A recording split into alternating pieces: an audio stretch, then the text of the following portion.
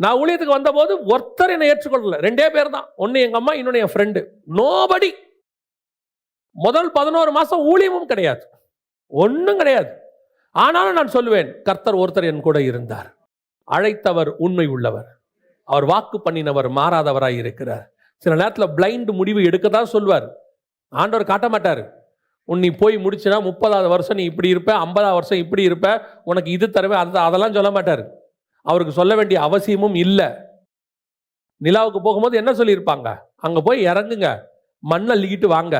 Sir அங்கே வேற ஏதாவது எதிர்பாராத ஒன்று வந்துச்சுன்னா வரும், போயிட்டு வாங்க. யோசித்து பாருங்க, ஒரு உலக பிரகாரமான வேலையில் இருக்கிறவனே தனக்கு மேல உள்ள சுப்பீரியருடைய கட்டளைக்கு இவ்வளவு கீழ்ப்படிவானால், கர்த்தருடைய வேலையை செய்ய கர்த்தரை அழைக்கிறாரு, கர்த்தருடைய சித்தத்தை செய்யறதுக்கு உங்களுக்கு சில திட்டங்களை வச்சிருக்கிறாரு.